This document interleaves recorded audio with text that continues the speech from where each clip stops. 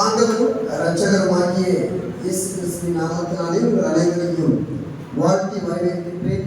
இன்றைய தினத்திலும் கூட தேவனுடைய வார்த்தையை உங்கள் மத்தியிலே பகிர்ந்து கொள்ளும்படியால் தேவனாகிய கர்த்தர் எனக்கு தந்தவின இந்த அற்புதமான ஒரு வாய்ப்புக்காகவும் ஒரு தருணத்திற்காகவும் நன்றி தெரிவிக்கின்றேன். நாம் வாசித்த வேத பகுதியை நாம் திருப்பி வைத்துக் கொள்ளலாம். நம்மை தொடர்ந்து தியானித்து வருகின்ற நம்முடைய விசுவாச அறிக்கையிலிருந்து, நம்முடைய லண்டன் பேப்டிஸ்ட் விசுவாச அறிக்கையிலிருந்து நாம் ஏற்கனவே சிருஷ்டிப்பில் இருந்து முதல் ஒரு செய்தியை நாம் கேட்டறிந்தோம். தேவன் இந்த உலகத்தை எவ்விதமாக சிருஷ்டித்தார், அந்த உலகத்தை அவர் உண்டு பண்ணுவதன் நோக்கம் என்ன, இந்த உலகத்தை அதை படைத்ததன் மூலமாக என்னென்ன காரியங்கள் விலகினது, அதனை உலக ரீதியாகவும் தேவனுடைய வசனத்தின் ரீதியாகவும் ஒப்பிட்டு பார்க்கும்படியாய் தேவன் ஒரு மிகப்பெரிய ஒரு ஸ்லாக்கியத்தை அந்த நேரத்தில் கொடுத்திருந்தார். அதனுடைய தொடர்ச்சியாக இரண்டாவது பாக செய்தியை நாம் இன்றைய நேரத்தில் கேட்டு இருக்கின்றோம். இந்த செய்தியை நீங்க கொஞ்சம் கவனமாக கேட்கல அப்படின்னு சொன்னா இதை விட ஒரு போரடிக்கிற செய்தி வேற எதுவுமே இருக்காது.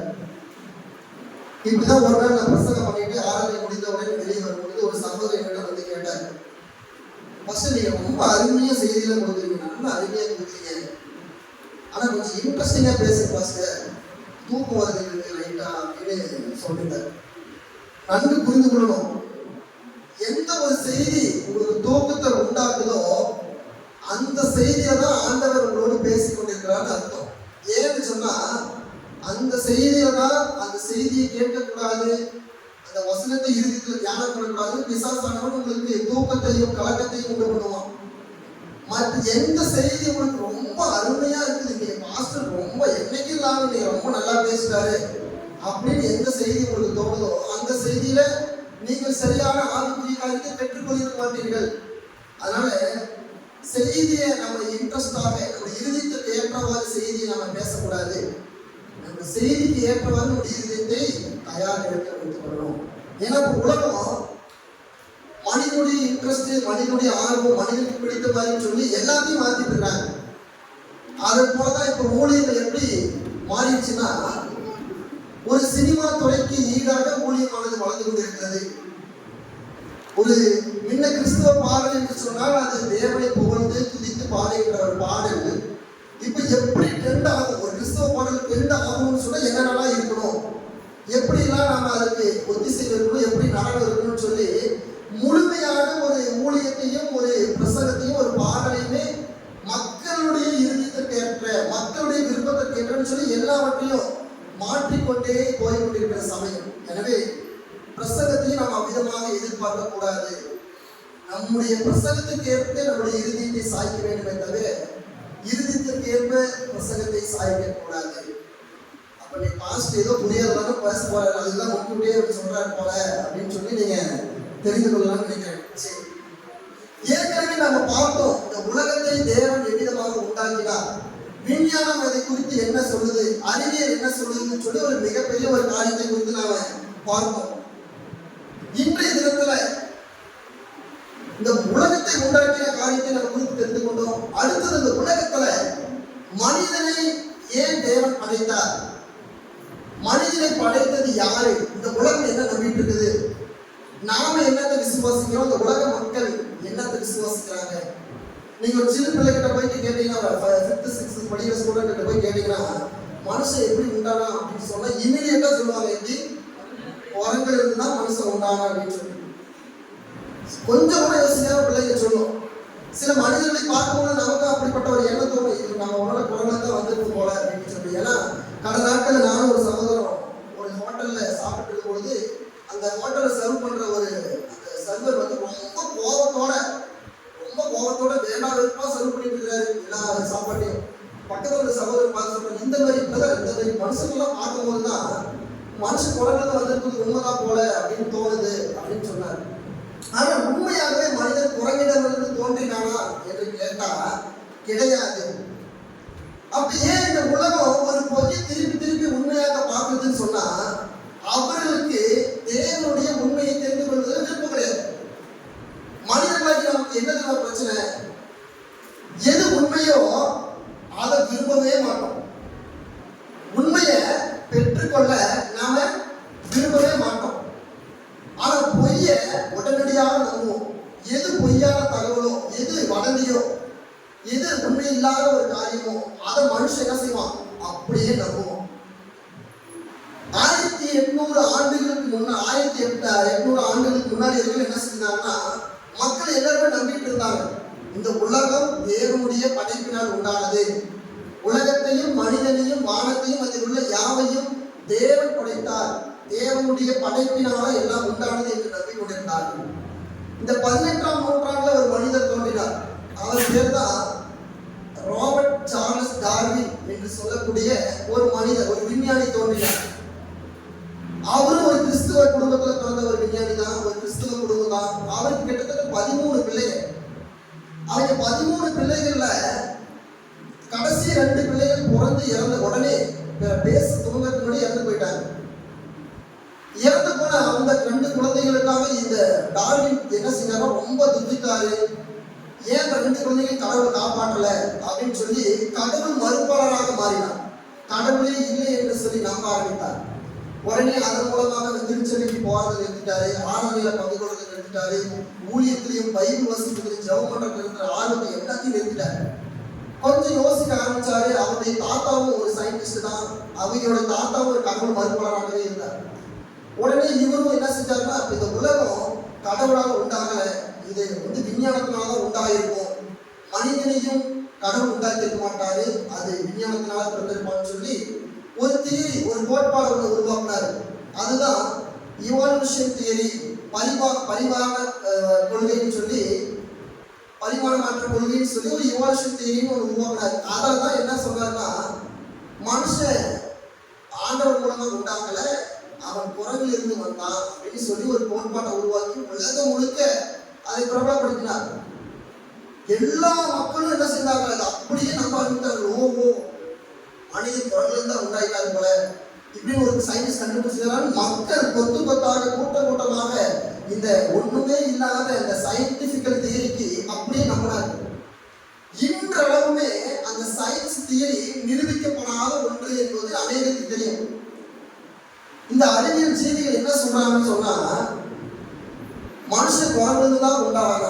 நல்லா யோசிச்சு பாருங்க, நம்ம ஒரு ஜூக்கு போறோம், ஜூக்கு போயிட்டு 2 கொரில்லா குரங்க பார்க்கறோம், அதுதான் உங்களுடைய தாத்தா, இதுதான் உங்களுடைய பாட்டி, அந்த மாதிரி ஒரு தாத்தா மாற்ற மாதிரி பதிவிடுறாரு சொன்ன நம்ம ஒத்துக்குமா, நம்ம ஏற்புடையதான் இருக்குமா? நம்மளுடைய முற்பிதாக்கள் மனுஷன் என்று சொல்வது நமக்கு பெருமை. நம்முடைய முற்பிதாக்கள் குரங்குன்னு சொல்றது நமக்கு என்ன பெருமை வேண்டி இருக்கு சொல்லுங்க. அதனால சார்லஸ் டார்வின் தியரியானது அநேகரால ஏற்றுக்கொள்ள முடியல. அவர் என்ன சொன்னார்னா, ஒரு செல் உயிரியாக ஒரு அமீபா இருந்தது, அந்த ஒரு செல் 2 செல்லா மாறிச்சு, அந்த 2 செல் தவளையா மாறி, தவளை மீனா மாறி, மீன்ல இருந்து பறவையா மாறி, பறவையில இருந்து ஒரு மிருகமா மாறி, அது படிப்படியாக குரங்காகவும் அது பெரிய பெரிய மிருகங்களாகவும் மாறினது. ஆனால் இன்றளவுமே அது நிரூபிக்கப்படாத ஒன்று. நமக்கே அதை குறித்து படிச்சோன்னு சொன்னா, இவ்வளோ மிஸ்டேக் இருக்குது, எப்படி உலக மக்கள் நம்பிக்கொண்டிருக்கிறார்கள். ஆனால் இன்றளவும் உலகம் அதே தவறை தான் திருப்பி நம்முடைய பிள்ளைகளுடைய பாட புத்தகத்துல, நம்முடைய உலகத்துல அதை குறித்து கொண்டே இருக்கிறார்கள். உலகத்துல உண்டாக்குறது குரங்கு தான் மனுஷன் உண்டாகும். ஆனா அதே அப்படி சொல்லிக்கின்ற அந்த அறிவியல் விஞ்ஞானிகிட்டே உலகத்தார்கிட்டே போயிட்டு, சரி நீங்க குரங்குல இருந்து மனுஷன் உண்டானதாவே இருக்கட்டும், அந்த முதல் மனுஷன் பேர் என்ன அப்படின்னு கேட்டா இமீடியட்டா என்ன சொல்லுவாங்க, ஆதாம் ஏவாள் அப்படிங்கிறாங்க. அது எங்க இருக்கு அப்படின்னா, அது வேதாகமத்துல இருக்குது அப்படிங்கிறாங்க. அப்போ நன்கு புரிந்து கொள்ளணும், வேதத்தில் இருந்து தான் அறிவியலுடைய எழுச்சியே வந்தது என்பது மறுக்க முடியாத ஒரு உண்மை. ஆனால் இன்று சில ஜனங்கள் தங்களுடைய அறிவு மிகுதியாக காணப்படணும், நாம தனித்தவமாய் தெரியப்படணுங்கிறதுக்காக எதையாவது ஒண்ணு சொல்லிடுறாங்க. மக்கள் என்ன செய்யறாங்க, அதை அப்படியே நம்பிக்கொண்டு வாழ்கின்றார்கள். ஆனால் வேதாகமம் தெளிவாக சொல்லுகின்றது, உலகத்தையும் மனிதனையும் படைத்தது ஆண்டவர். சில விவரவாதிகள் கேட்பாங்க, அப்ப கடவுளை படைச்சது யாரு? மனுஷனை கடவுளை படைச்சாரு, கடவுளை யாரு படைச்சது அப்படின்னு சொல்லி கேட்பாங்க. அவரும் இப்படி இருக்கின்ற அநேகரும் இருக்கிறாங்க. கடவுளை யாரு படைச்சதுன்னு கேட்கின்ற அநேகரும் நம்முடைய சமூகத்தில் கிறிஸ்தவ கூட்டத்திலே இருக்கிறாங்க. ஆனா நன்கு புரிந்து கொள்ளணும், கடவுள் the word God அப்படிங்கிறது, கடவுள்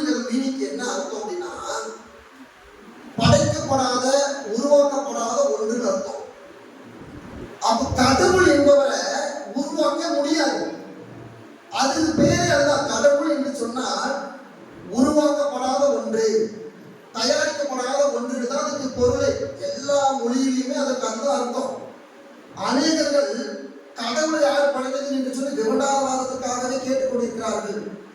ஆனால் கடவுள் என்பவர் நம்முடைய வேதப்படி பார்க்கும் பொழுது அவர் ஆதியும் அவரே, முடிவும் அவரே. அல்பா ஒமேகா என்று சொன்னால் ஆதியும் அவரே, அந்தமும் அவரே. அவருக்கு முடிவும் இல்லை, தொடக்கமும் இல்லை. அவர் யாரும் உருவாக்கவும் கிடையாது. அதுதான் பொருள். அதனாலதான் ஆண்டவர் யாராலையும் உருவாக்கப்படலை, அவர் மூலமாக தான் எல்லாம் உண்டானது என்று சொல்லி பார்க்கிறோம். அதன் மூலமாக தான் மனிதனையும் தேவன் படைத்தார். 1 அதிகாரம் 26 வாசிக்கிறோம்.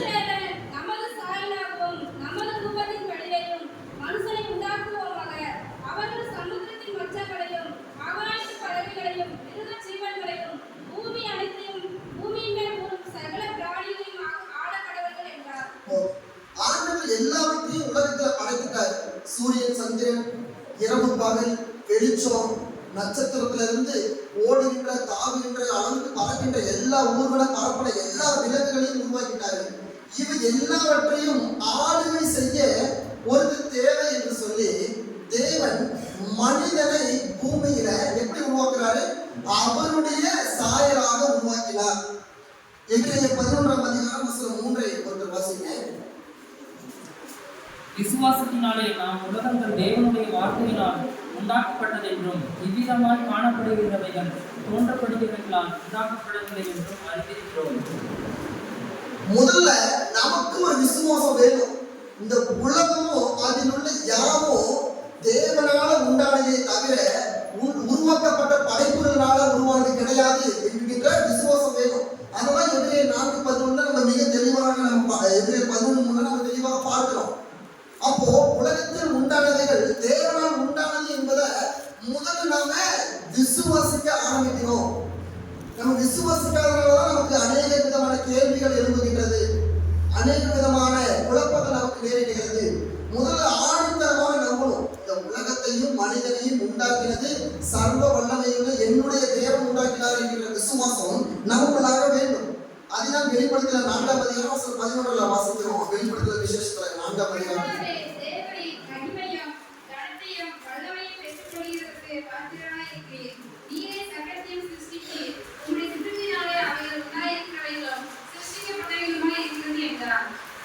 பாருங்க, உம்முடைய சித்தத்தினாலே எல்லாம் உண்டானது, உம்முடைய விருப்பத்தினாலே எல்லாம் உண்டானது என்று சொல்லி நாம் பார்க்கிறோம். நீரே சகலத்தையும் சிருஷ்டித்தீர் என்று சொல்லி பார்க்கிறோம். உம்முடைய சித்தத்தினாலே எல்லாம் உண்டானது என்று சொல்லி நாம் முதல்ல விசுவாசிக்கிறோம். இந்த உலகத்தில் இருக்கின்ற எல்லாமே தேவனுடைய விருப்பத்தின்படியாக, அவருடைய முன்குறித்தலின்படியாக, அவருடைய தீர்மானத்தின்படியாக, நேர்த்தியாக அவரால் படைக்கப்பட்டது என்று சொல்லி முதலாவது நாம் நம்ப ஆரம்பிக்கணும். நம்ம நம்பிக்கை இல்லைன்னு சொன்னா இன்னமும் நமக்குள்ளே உணர்த்தணும். இந்த உலகத்தாரைகளை போல அநேக விதமான கேள்விகளும் அநேக விதமான முரண்பாடுகளான குழப்பங்களும் நமக்குள்ள நேரிடும். நம்ம நம்ம ஆண்டவருக்குள்ள வந்துட்டு ஆண்டவருடைய விசுவாசத்தை பெற்றுட்டோம்னு சொன்னா இப்படிப்பட்ட குழப்பங்களுக்கும் இப்படிப்பட்ட கேள்விகளுக்கும் நம்ம இணங்கி போக மாட்டோம். அப்ப இப்படி இருக்கின்றவர்கள் இப்போ அவர்கள் சொல்கின்றவர்களாக தேவனை யார் படைத்தது? நான் ஏற்கனவே சொல்லும்போது தேவனை யாரும் படைக்க முடியாது. படைக்கப்படாத ஒன்றுதான் தேவன். அதுதான் 1 கொரிந்தியர் 2 அதிகாரம் 10-11 வாசிக்கிறோம்.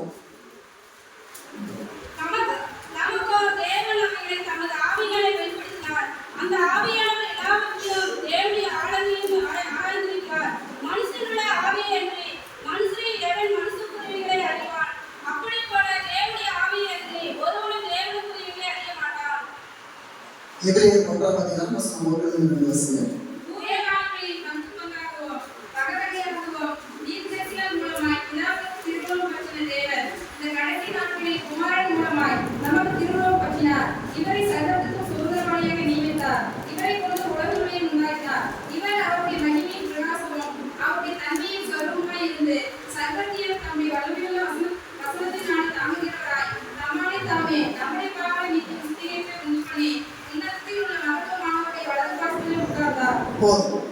பாருங்க, 2 வசனத்தில் என்ன சொல்லுகின்றதுன்னு சொன்னா, தேவனை யாரும் படைக்க கிடையாது. ஒருவன் தேவனை அறிய வேண்டும், தேவனை பற்றி தெரிந்து கொள்ள வேண்டும் என்று சொன்னால் தேவனுடைய ஆவியை அவன் பெற்றிருக்க வேண்டும்.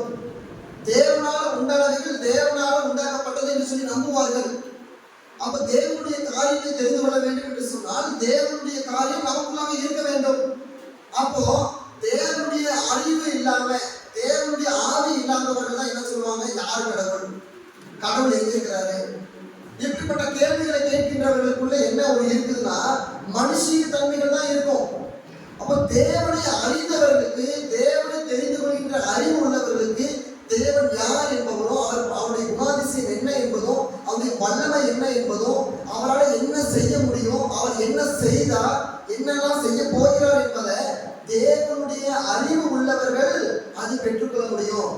அதனாலதான் இங்க நம்ம எதிரே வாசிக்கிறோம், எல்லாவற்றையும் பிதாவானவர் தன்னுடைய குமாரன் மூலமாகவும் அவருடைய ஆவியானவர் மூலமாக நமக்கு திருமணம் பெற்றிருக்கிறார். நாம தெரிந்து கொண்ட எல்லா காரியமும் தேவனால நமக்கு தெரிந்து கொடுக்கப்பட்ட காரியங்கள். தேவன் தான் இந்த காரியத்தெல்லாம் நமக்கு கொடுத்திருக்கின்றார். நல்லா யோசித்து பார்க்கணும்.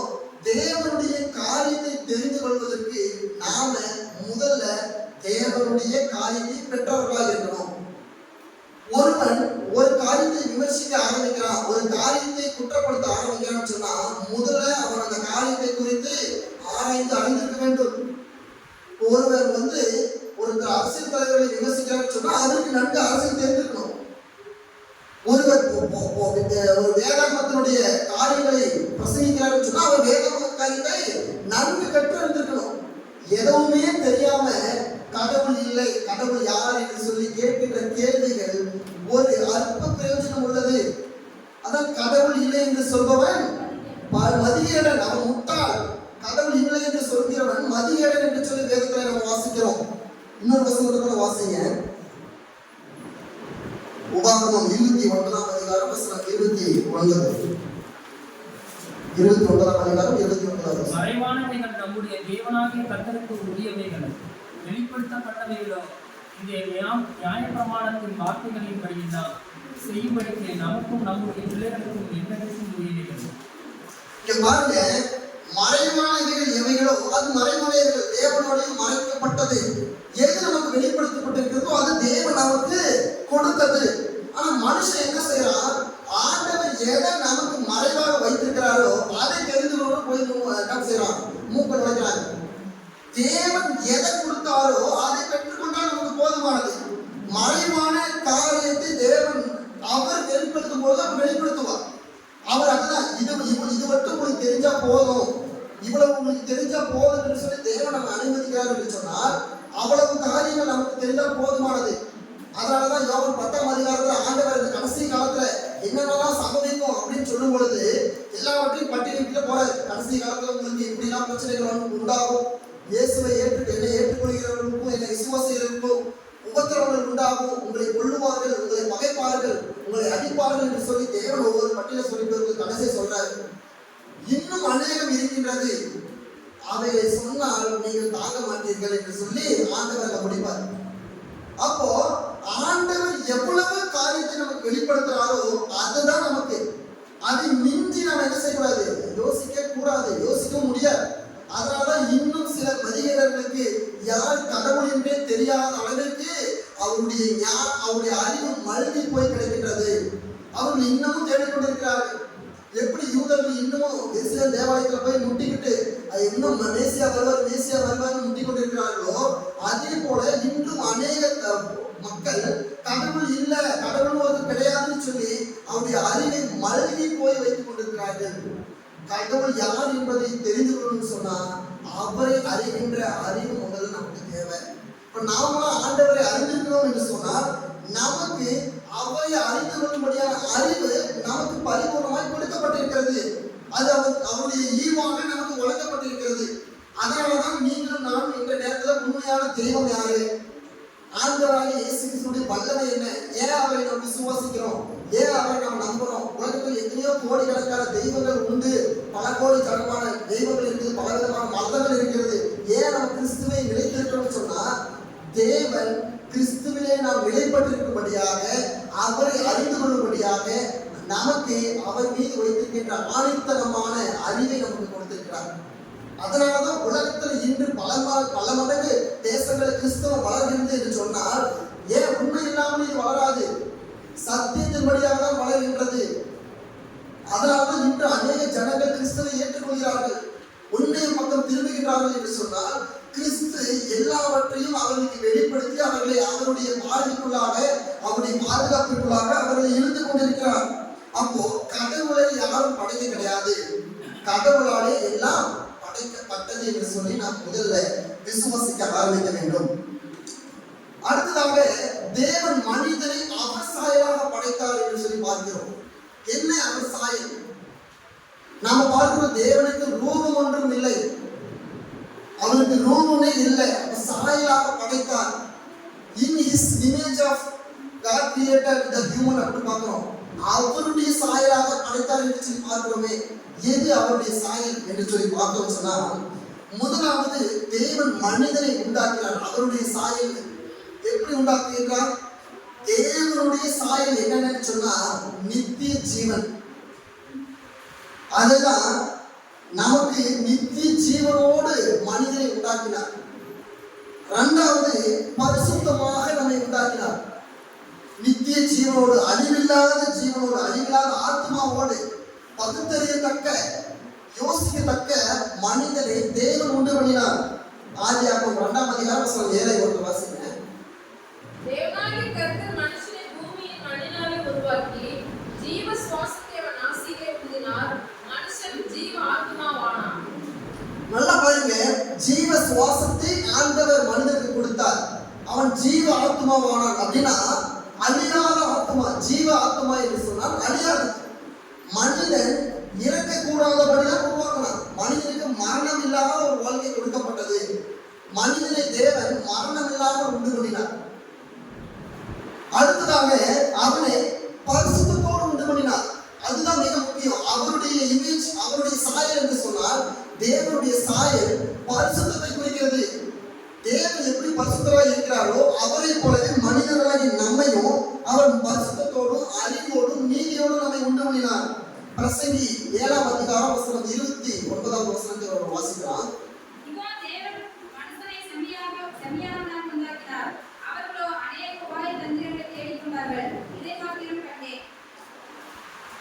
ஆண்டவர் மனிதனை செவ்வையாக உண்டு பண்ணினார், அருமையாக உண்டு பண்ணினார். மனிதன் நல்ல சாகாத ஒரு வாழ்க்கையை கொடுத்தார், பரிசுத்தமான ஒரு வாழ்க்கையை கொடுத்தார். ஆனா மனிதனே அதை அவன் தேடிக்கொண்டான். 2 விதமான ஆப்ஷனை கொடுத்தார் ஆண்டவர். மனிதனை படைக்கும் பொழுது, நீ பாரு, நான் என்னால நீ உண்டாக்கப்படுற, நீ எனக்கு கீழே இருக்கணும், நீ எதையும் செய்யக்கூடாதுன்னு ஆண்டவர் சொல்லல. மனிதன் நல்லதையும் தீயவையும் பெற்றுக்கொள்ளலாம், தேர்ந்தெடுத்துக் கொள்ளலாம். கெட்டது வேணா கெட்டதை எடுத்துக்கலாம், நல்லது வேணா நல்லதை எடுத்துக்கலாம்ன்ற அந்த விடுதலை, அந்த என்ன கொடுத்தாருன்னா லிபரேஷனை கொடுத்தார். தான் இஷ்டப்படி செய்து கொள்ளலாம். மனிதன் அவனுக்காகவே தேர்ந்தெடுத்துக் கொள்ளலாம் என்கின்ற அந்த உணர்வோடு அவனை உண்டு பண்ணினார். அதுதான் ஆதியாகமம் 3ஆம் அதிகாரம் 6 வாசிங்க. அப்பொழுது ஸ்திரீயானவள் அந்த விருட்சம் புசிப்புக்கு நல்லதும் பார்வைக்கு இன்பமும் புத்தியை தெரிகிறதற்கு ரட்சிக்கப்படத்தக்க விருட்சமாய் இருக்கிறது என்று கண்டு அதன் கனியை பறித்து புசித்து தன் புருஷனுக்கும் கொடுத்தாள், அவனும் புசித்தான். அந்த பாருங்க, ஏவாள் அந்த விருட்சம் பார்க்க நல்லதாகவும் சுவையானதாக இருக்கும் போல அவள் தொடர்போடல அந்த பழத்தை. ஆனா பார்த்த உடனே அதை யோசிக்கிறா, அந்த பழம் சுவையானதா இருக்கும் போல, பார்க்க ரொம்ப அருமையானதா இருக்கும். அப்போ அந்த பழத்தை அவள் தெரிந்து கொள்வதற்காக அவளுக்கு இருக்கின்ற அறிவு பார்த்தீங்கன்னா ஆண்டவரால் கொடுக்கப்பட்டது. நல்ல கனியை தேர்ந்தெடுத்துக் கொள்ள வேண்டும் என்று சொன்னால் நீங்க நல்ல கனியை தேர்ந்தெடுத்துக் கொள்ளலாம், இல்லை இதை எடுத்துக்கொள்ளலாம், நீங்க எடுத்துக்கொள்ளலாம் என்ற விதியோடு தான் ஆண்டவர் படைத்தார். அவருடைய சொந்த இஷ்டத்திற்கே விட்டுட்டார். ஆதாமையும் ஏவாளையும் அவருடைய சொந்த இஷ்டத்திற்கே விட்டுட்டார். அதுக்கு பின்னதாக அவருடைய இறுதியில தேவனுடைய தீர்மானத்தை நிறைவேற்றும் என்கின்ற ஆணை அவருடைய இறுதியில் இருந்தது. அதுதான் ரோமர் 2ஆம் அதிகாரம் 11-15 வசனங்களை வாசிக்கிறோம். ரோமர் 2:14-15.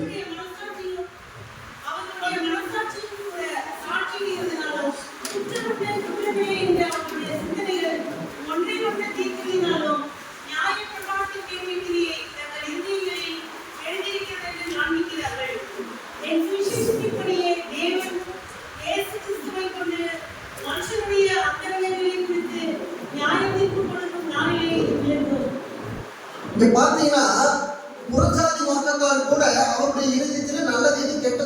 ஆராய்ந்து அறிந்து கொள்கின்ற அறிவானது கொடுக்கப்பட்டிருக்கிறதுன்னு சொல்லி இங்க பவுல் சொல்றாரு.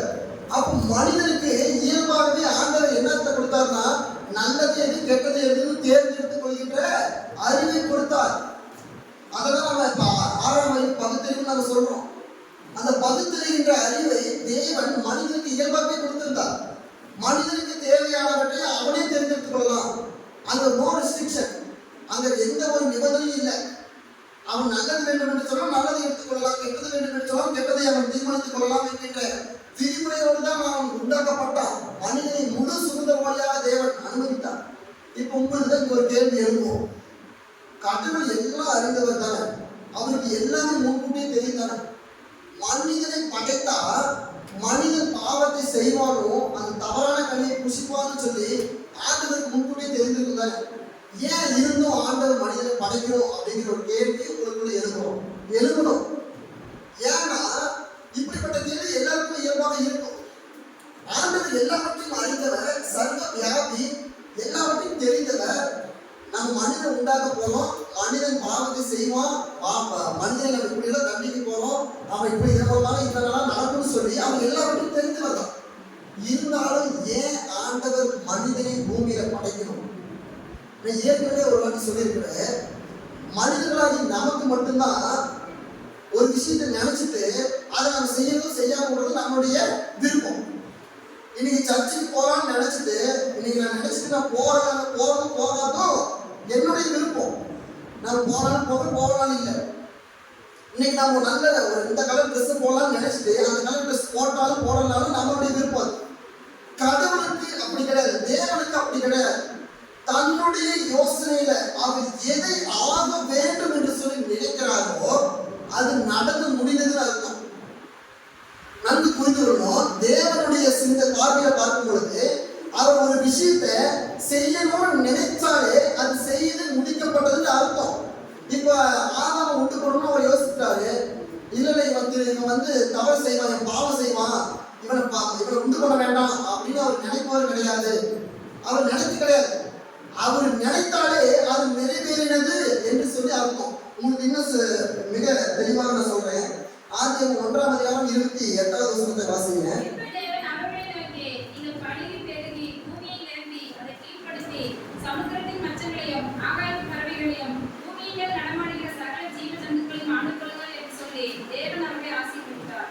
இப்போ மனிதனை ஆண்டவர் சகலவற்றையும் மிருக ஜீவன்களையும் சர்வத்தையும் நீங்கள் ஆண்டு கொள்ளுங்கள் என்று சொல்லி ஆண்டவர் என்ன செஞ்சாரு? நினைச்சிட்டார். அப்ப நினைத்தவர் அதை மாற்ற மாட்டார். அதுதான் ஆண்டவருக்கு மனிதனுக்கு வித்தியாசம் என்னன்னா, மனுஷன் மாற்றி செய்யலாம். நான் ஏற்கனவே சொன்ன தேவனுடைய தீர்மானம் என்பது அது பரிபூர்ணமாக அவருடைய விருப்பத்துக்கு ஏற்றவர் நடக்கக்கூடிய ஒன்று. அவர் நினைத்தாலே அது நடக்குதுன்னு அர்த்தம். சங்கீதம் 33ஆம் அதிகாரம் 9 வாசிங்க. எல்லாரும் தெரிந்த வசனம் தான். நீதிமான்களே கர்த்தருக்குள் கலிகூறுங்கள். சங்கீதம் 33:9. நீதிமான்களே கர்த்தருக்குள் கலிகூறுங்கள். அவர் சொல்ல ஆகும், அவர் கட்டளையிட நிற்கும். அப்ப பாருங்க, அவர் சொல்ல ஆகும் என்று சொன்னால் அந்த சொல் அவருடைய வார்த்தையிலிருந்து பிறவாதற்கு முன்பதாகவே அவருடைய சிந்தையில ஆக வேண்டும் என்று சொல்லி நினைப்பதே அது ஆக கடவுது என்று சொல்லி அர்த்தம். இன்னும் உங்களுக்கு தெளிவாக சொல்கிறேன். மத்திய 8ஆம் அதிகாரம் வசனம் 2 வாசிங்க.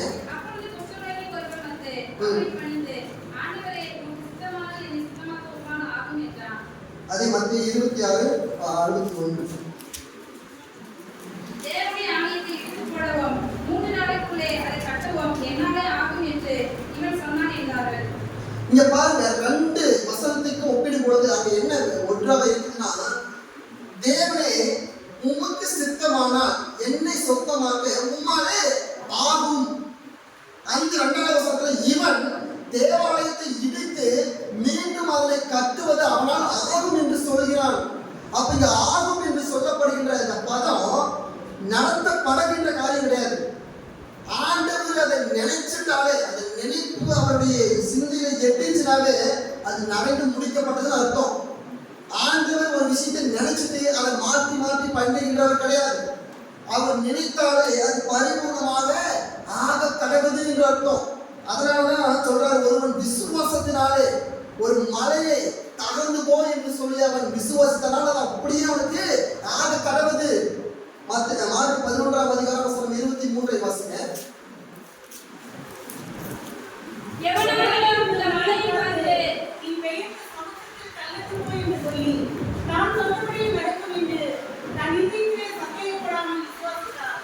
அவன் சொன்னபடி ஆகும் என்று மெய்யாகவே உங்களுக்கு சொல்கிறேன். பாருங்க, ஒருவன் எவனாவது மலையை பார்த்து மலையை அகன்று போய் சமுத்திரத்துல விழுன்னு சொல்லி தன்னுடைய இருதயத்துல சந்தேகம் இல்லாம விசுவாசம் வைத்தான்னு சொன்னா அது அவனுக்கு அப்படியே ஆக கடவுது. அப்ப தேவனுடைய விருப்பம், தேவனுமே அப்படிதான். அவர் ஒரு விஷயத்தை ஆக வேண்டும் என்று சொல்லி நினைப்பதே அது செய்து முடிக்கப்பட்டது என்று சொல்லி அர்த்தம். இப்ப கடவுள் மனிதனை படைக்கிறதுக்கு முன்னாடியே அவனுக்கு தெரியும், இவன் மனிதன் தவறுகளை செய்வான், பாவத்தை தான் தெரிந்து கொள்வான், பாவத்தினால அவனுக்கு மரணத்தை நான் கொடுப்பேன், அவன் பரிசுத்தத்தை இழந்து போவான், நித்திய ஜீவனை இழந்து போவான், படைக்கப்பட்ட என்னை விட்டு அவன் அகன்று போவான், உலகத்தின் மீது மோகமாக இருப்பான், உலகத்தரன் அடிமைத்தனத்துக்குள்ள மாறுவான் அப்படின்னு ஆண்டவருக்கு எல்லாமே தெரியும். தெரிந்தாலும் கூட தான் நினைத்த நினைப்பு மாறாதபடிக்கு மனிதனை அவர் நினைத்தபடியே சிருஷ்டித்தார். மனிதனை அவர் என்ன சொல்லி சிருஷ்டிக்கிறாரு, நீ உலகத்துல இருக்கிற எல்லாவற்றையும் ஆண்டுகள். அந்த 28ஆம் வசனத்தை மீண்டும் வாசிக்க அவர்களை நோக்கி நீங்கள் பழுதி பெருகி பூமியை நிரப்பி அதை கீழ்ப்படுத்தி சமுத்திரத்தின் மச்சங்களையும் ஆகாயத்து பறவைகளையும் பூமியின் மேல் நடமாடுகிற சர்வ ஜீவ ஜந்துக்களையும் ஆண்டு கொள்ளுங்கள் என்று சொல்லி தேவன் அவர்களை ஆசீர்வதித்தார். இங்க பாருங்க, மனிதனை அவர் எல்லாவற்றையும் கொடுத்துட்டு நீ பூமியில பழுகி பெருகி இந்த பூமியை ஆளுகை செய்து அங்க ஒரு வார்த்தை இருக்குது, அவற்றை கீழ்ப்படுத்தி அப்படின்னு சொல்லப்பட்டிருக்கிறது. எதை கீழ்ப்படுத்தணும்? உலகத்தை உனக்கு கீழ்ப்படுத்தி நீ அவற்றை ஆளுகை செய்யணும்னு சொல்லி ஆண்டவர் சொல்லி படைத்தார். இன்று உலகமானது நம்மை ஆளுகை செய்து நம்மை கீழ்ப்படுத்தி வாழ்ந்து கொண்டிருக்கிறோம். ஆண்டவர் மனிதர்கிட்ட கொடுக்கிற பொறுப்பை, நீங்க உலகத்தில் இருக்கிற எல்லாவற்றையும் ஆளுகை செய்து அவற்றை முழுகி கீழே வைத்துக் கொண்டு அவற்றை நீ எல்லாவற்றையும் சரியாக காத்துக்கொள்ளுன்னு சொல்றாரு. நாம இப்போ உலகத்துக்கு கீழாக நாம வாழ்ந்து கொண்டிருக்கிறோம். உலகம் நம்மை ஆழ்ந்து கொண்டிருக்கிறது, உலகத்தின் காரியங்கள் நம்மை ஆழ்ந்து கொண்டிருக்கிறது, உலகத்தில் இருக்கின்ற மற்ற பணமும் பொருளும் ஆசைகளும் பந்தங்களும் எல்லா இச்சைகளும் நம்மை ஆழ்ந்து கொண்டிருக்கிறது, நம்மை அது கீழ்படுத்திக் கொண்டிருக்கிறது. தேவனுடைய தீர்மானத்தை நாம் முழுமையாக நாம கைவிட்டுக் கொண்டிருக்கிறோம். இவ்வளவு ஆண்டுகளாக ஆண்டவர் உலகத்தை நீங்க கீழ்படுத்தி வைங்க, நீங்க கீழே போடுங்க, டவுன் பண்ணுங்க. ஆனால் இன்று உலகமானது நம்மை அடிமைத்தனத்திற்குள்ளாக வைத்துக் கொண்டு நம்மை அடிமைப்படுத்திக் கொண்டிருக்கிறது. உலகத்தின் ஆசைகளுக்குள்ள களியாட்டங்களுக்குள்ளாக உலக இச்சைகளுக்குள்ளாக நாம இப்ப அடிமைகளாக மாறிக்கொண்டிருக்கிறோம். ஆண்டவர் சொன்ன கற்பனைகளுக்கு மீறி நாம் நடந்து கொண்டிருக்கிறோம். இதுதான் மிகப்பெரிய ஒரு தவறான, மிகப்பெரிய ஒரு மோசமான காரியமாக நம்ம பார்க்கிறோம் தேவனால. அதனால ஆண்டவர் சொல்றாரு 6ஆம் அதிகாரத்துல, இந்த மனுஷனை உண்டு பண்ணுவது எனக்கு மிகுந்த மனசுக்கு வருத்தத்தை உண்டாக்குகிறதுன்னு சொல்றாரு. அந்த ஆதியாகமம் 6ஆம் அதிகாரத்துல பூமியிலே மனுஷனை உண்டாக்குவதற்காக கர்த்தர் மனஸ்தாபப்பட்டார். கர்த்தர் மனுஷன் பூமியில உண்டாக்கப்பட்டதுனால மனஸ்தாபப்பட்டார். ஏன்? நாம செய்த அக்கிரமங்களுக்காக, நம்முடைய மீறுதலால அவர் மனஸ்தாபப்பட்டார். ஆனால் இருந்தாலும் ஆண்டவர் ஒருவேளை மனிதனை இந்த தேவை கிடையாது, இவன் கட்டாயம் வந்து தவறுதான் செய்வான், இவனால தொந்தரவு தான் சொல்லி மனிதனை எடுத்துட்டு வேற ஏதாவது ஒரு உயிரத்தை கொடுத்திருந்தாலும் கொடுத்துக்கலாம். ஆனால் மனிதனை அவன் நேசித்தபடினால அவர் வந்து ஒரு ஒரு படைப்பாக நம்மை படைக்காம நம்முடைய சொந்த பிள்ளைகளாக, அதனாலதான் நான் சொல்றோம், ஆண்டவர் சொல்றாரு, நீங்கள் என்னுடைய பரிசுத்த நகரத்தின் வீட்டார்கள், என்னுடைய நகரத்தில் இருக்கின்றவர்கள், என்னுடைய வீட்டில் இருக்கக்கூடிய நீங்க. அவர் நம்மை மிகவும் நேசிக்கிற அப்படின்னால நம்மை வெறுமனாக அடிமைகளாக அவர் படைக்க கிடையாது, சுதந்திரவாளியாக படைத்தார். நம்மை வெறுமனாக களிமண்ணாக அவர் படைக்க கிடையாது, ஒரு கிரீடமாக நம்மை படைத்தார். நம்மை அவர் நேசித்தபடினால்தான் நமக்காக அவர் மனஸ்தாபப்பட்டார், நமக்காக அவர் துக்கித்தார். இருந்தாலும் கூட ஆண்டவர் மனிதனை படைக்க வேண்டும் என்ற மிகப்பெரிய ஒரு நோக்கங்கள் சில இருக்கின்றது. அவை எல்லாவற்றையும் மனிதன் கட்டாயம் செய்தருவான், கட்டாயம் மனிதன் செய்யணும்னு சொல்லி அவர் விரும்பினார். அதற்காக தான் மனிதனை அவர் படைத்தார். ஏசாயா 43ஆம் அதிகாரம் வசனம் 7 சொல்றாரு, வாசிங்க. நான் என் மகிமைக்கென்று சிருஷ்டித்து உருவாக்கி படைத்து என் நாமம் தரிக்கப்பட்ட யாவரையும் கொண்டு வா என்பேன். இங்க பாருங்க, என்னுடைய மகிமைக்காக சிருஷ்டிக்கப்பட்டு எல்லாவற்றையும் நான் உண்டு பண்ணினேன். எல்லாருமே என்னுடைய நாமம் தரிக்கப்பட்டவர்களாக இருக்கிறாங்க. என்னுடைய மகிமைக்காக, என்னுடைய விருப்பத்துக்காக அவர்களை நான் உண்டு பண்ணினேன். அவர்களை நான் கொண்டு வா என்று சொல்லுவேன் என்று சொல்லி ஆண்டவர் தீர்க்கதரிசனமாக படிக்கிறார். அப்போ நாம அவருடைய நாமத்துக்காகவும் அவருடைய மகிமைக்காகவும் for his glory, அவருடைய மகிமைக்காக நாம் உண்டாக்கப்பட்டிருக்கிறோம். அவர் புகழ்ச்சி உண்டாக்க, அவரை துதிக்கும்படியாக. எப்படி தேவதூதர்கள் பரலோக ராஜ்யத்தில் இரவும் பகலும் சேனைகளின் கர்த்தர் பரிசுத்தர் வல்லவர் நல்லவர் என்று இரவும் பகலும் துதித்து பாடுகின்றார்களோ, அதே போலதான் நாமும் திகழ வேண்டும் என்பதற்காக ஆண்டவர் மனிதனாகி நம்மையும் உண்டாக்குறார். நாம தேவதூதர்களுக்கு இணையாக தேவன் நம்மை உண்டாக்கினார். அதனால்தான் நீங்கள் எப்படி ஜெபம் பண்ண வேண்டும் என்று சொல்லி ஆண்டவர் கிட்ட சீசர்கள் கேட்கும்போது, பரமண்டலத்தில் எங்கள் பிதாவே, உம்முடைய நாமம் பரிசுத்தப்படுவதாக, உம்முடைய ராஜ்யம் வருவதாக, உம்முடைய சித்தம் பரமண்டலங்களில் எப்படி செய்யப்படுகிறதோ அதே போல பூமியிலும் செய்யப்படுவதாக என்று சொல்லி அவர் அந்த ஜெபத்தை கொடுக்கிறார். அப்ப பரமண்டல ராஜ்யங்களில் என்னென்ன காரியங்கள் நடந்து கொண்டிருக்கிறதோ அது பூமியிலும் நடக்கணும்னு சொல்லி ஆண்டவர் விரும்பினார். நாமும் தேவதூதர்களை போல இரவும் பகலும் அவரை துதித்து பாட வேண்டும், அவரை புகழ்ச்சியாக வைத்திருக்க வேண்டும் என்று சொல்லி தேவன் நினைத்தார். அதற்காக தான் அவருடைய விருப்பத்துக்காக எல்லாவற்றையும் நம்ம செய்யணும் தெரிஞ்சும் நம்மை இந்த பூமியில அனுமதித்தார், நம்மை உண்டாக்கினார் என்பதை நம்ம பார்க்கின்றோம். எபேசியர் 2:10 வாசிக்கிறேன். ஏனெனில் நற்கிரியைகள் செய்கிறதற்கு நாம் கிறிஸ்து இயேசுவுக்குள் சிருஷ்டிக்கப்பட்டு நேர்மை செய்கிறோம். அவைகளில் நாம் நடக்கும்படி அவர் முதலாக ஆயத்தம் பண்ணியிருக்கிறார். இங்க பாருங்க, உலகத்துல நற்கிரியைகளை செய்யும்படியாக தேவன் நம்மை உண்டாக்கினார். நம்மை படைக்கப்பட்டதனுடைய நோக்கம் மற்றவர்களுக்கு நற்கிரியைகளை செய்யும். மற்றவர்கள் என்பது மனிதனை மாற்றம் குறிப்பது கிடையாது. இந்த உலகத்துல மற்றவர்கள் இன்றைய குரல்படுத்துவது மனிதர்கள் மாத்திரம் கிடையாது. உலகத்தில் தேவன் நம்முடைய கைகளில் கொடுத்த எல்லா ஜீவராசிகளுக்கும் நற்கிரியை செய்ய வேண்டும் என்று சொல்லி தேவன் நம்மை உண்டாக்கினார். மனிதன் தான் அவரை எல்லாத்துக்கும் பொறுப்பு. ஒவ்வொரு ஜீவராசிகளும், ஒவ்வொரு உயிரினங்களும், ஊர்வன கரப்பன எல்லா பறவைகளும், நீர்வாழ் விலங்குகளாக இருக்கட்டும், நிலவாழ் விலங்குகளாக இருக்கட்டும், எல்லாவற்றுக்கும் நற்கிரியை செய்யும்படியாக தான் தேவன் நம்மை உண்டாக்கினார். ஆனால் இந்த நாம எப்படி செய்து கொடுக்கிறோம்? அவர் எல்லாவற்றுக்கும் மேலாக அவர் சொன்ன வார்த்தைகளை மீறி நற்கிரியைகள் செய்ய வேண்டிய இடத்துல தீய காரியங்களை அவருக்கு செய்து கொடுக்கிறோம். மனிதர்களுக்கு தீய காரியங்களை செய்து கொடுக்கிறோம். மனிதர்கள் வஞ்சனையை, பொறாமைகளை நாம் ஈட்டிக் கொண்டிருக்கிறோம். அன்பினால முத்தம் செய்யுங்கள் என்று சொல்லி வேதவசனம் சொல்லுது. ஆனால் நாம் பொறாமையினாலும் வஞ்சகத்தினாலும் நம்ம ஒருவரை பகைத்துக் கொண்டிருக்கிறோம்.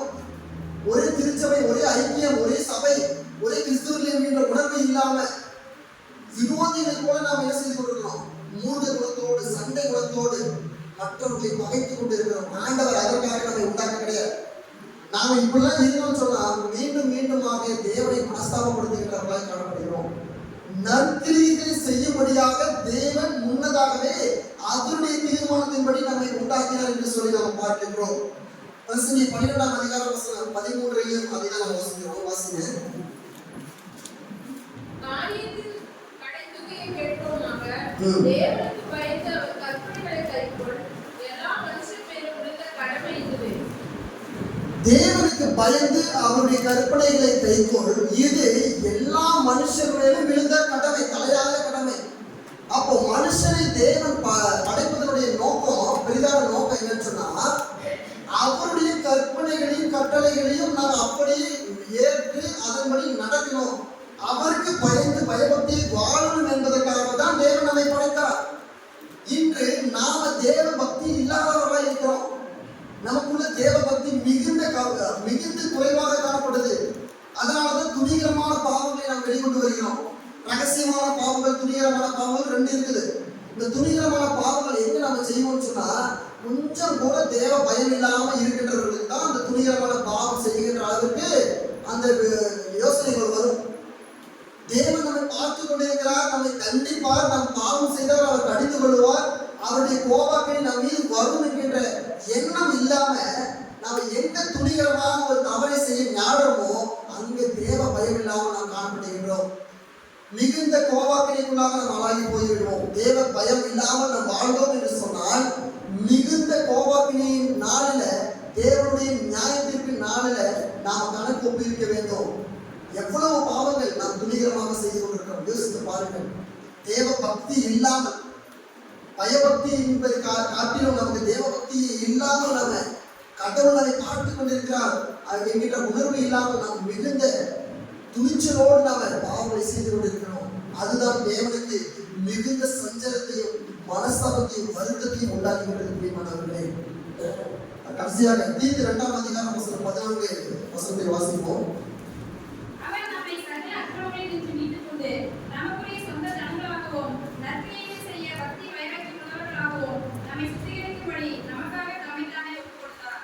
பாருங்க, நாம பாவத்திலிருந்து மீண்டு வருவதற்காகவும் தவறான யோசனைகளிலிருந்து மீண்டு வருவதற்காக பொல்லாத காரியத்தை செய்யாத நற்கிரியைகளை செய்ய வேண்டும் என்பதற்காக தேவன் அவரே மனுஷராக ரூபம் எடுத்து தமக்காக ஜீவனை கொடுத்தார். ஆண்டவர் ரெண்டு விதத்துல மனுஷனை சேவ் பண்ணியிருக்கிறார். ஒண்ணு, படைப்பிலேயே மனுஷனை உண்டாக்காம இருந்திருக்கலாம், இருந்தாலும் தான் நினைத்தது நிறைவேற வேண்டும் என்று சொல்லி மனிதனை உண்டாக்கினார். உண்டாக்கின மனுஷன் பாவம் செய்து தேவனுடைய மகிமையற்றவர்களாய் போனபடினால, தேவனுடைய உறவிலிருந்து முறிந்து போனபடினால மீண்டும் அவர்களை சேவ் பண்ணணும், மீண்டும் அவர்களை பாதுகாக்கணும், மீண்டும் அவனை தேவனுக்குள்ளாக திருப்ப வேண்டும் என்று சொல்லி அதே தேவன் மீண்டுமாக மிகப்பெரிய வல்லமையான காரியமாக இந்த பூமியில மனுஷனாக வந்து கிறிஸ்துவானவரின் மூலமாக அதே தேவன் நம்மை மீட்டெடுக்கும் பொருளாக அடிகளையும் காரியங்களையும் பெற்றுக்கொண்டு நாம மீண்டும் தேவனுடைய பரிபூர்ண பிள்ளைகளாய் மாறுவதற்காக அவருடைய சொந்த சுதிகார புத்திரர்களாய் மாற வேண்டும், அவருடைய தேசத்தாரை மாற வேண்டும், அவருடைய பிரசுத்த நகரத்தாரை மாற வேண்டும், அவருடைய அன்பில நிலை பெற்றவர்களாய் மாற வேண்டும், அவருடைய காரியங்களை கைக்கொள்ள வேண்டும் என்று சொல்லி மீண்டும் 2வது வாய்ப்பை தேவன் நமக்கு கொடுத்தார். ஆனால் நாமும் தேவனுடைய உயிர்த்தெழுதலுக்கு பின்பாக அவர்கள் மூலமாக மீட்கப்பட்டு இருந்தும் நாமளும் இன்னமும் அநேக இடங்கள்ல நாமளும் அறியப்படாத ஜனங்களை போல, உலகத்தார்களை போல இன்னும் அநேக விதமான பாவ காரியங்களையும் அநேக விதமான தவறான காரியங்களையும் செய்து கொண்டு தேவனுடைய படைப்பின் நோக்கத்தை மறந்துவிட்டு நாம் வாழ்ந்து கொண்டிருக்கிறோம்.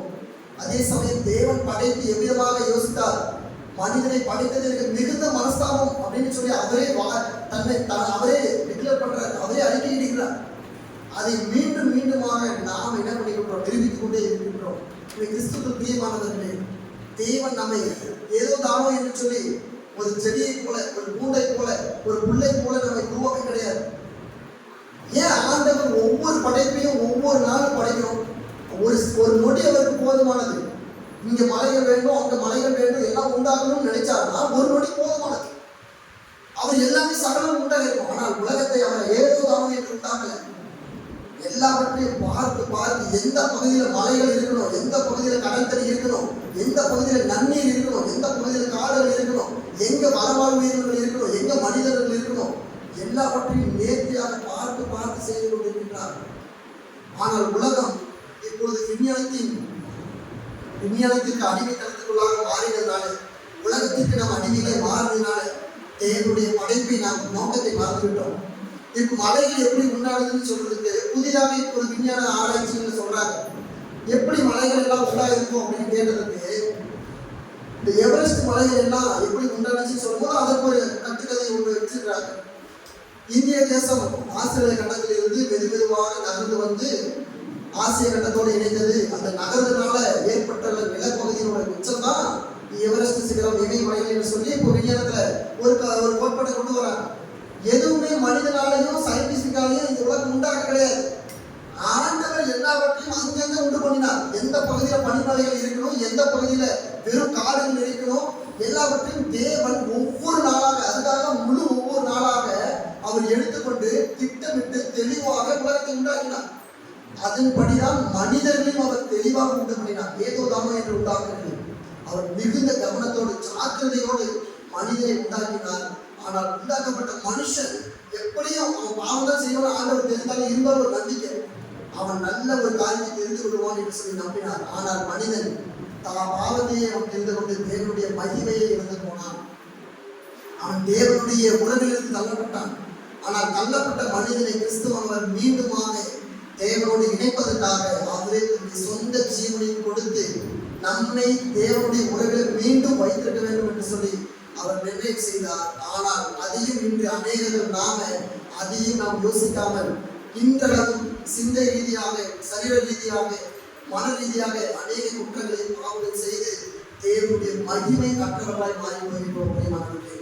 நம்முடைய பாவங்களை நாம் அறிக்கை செய்து அதற்கான இயக்கத்தை பெற்றுக்கொண்டு நாம் தேவனுடைய படைப்பின் நோக்கத்தை தெரிந்து கொண்டு அதன்படி வாழும் பொழுதுதான் நாம் நம்மை குறித்து தேவன் பரலோக ராஜ்யத்துல தூதர்கள் எப்படி பூமி உண்டாகும் பொழுது தூதர்கள் எல்லாரும் கலிகூர்ந்தார்கள் என்று சொல்லி யோபின் புஸ்தகத்தை பார்க்கிறோம்.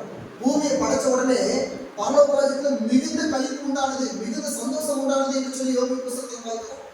அப்படி பூமி உண்டாக்கும் பொழுது பரலோக ராஜ்யமே சந்தோஷமா இருந்தது.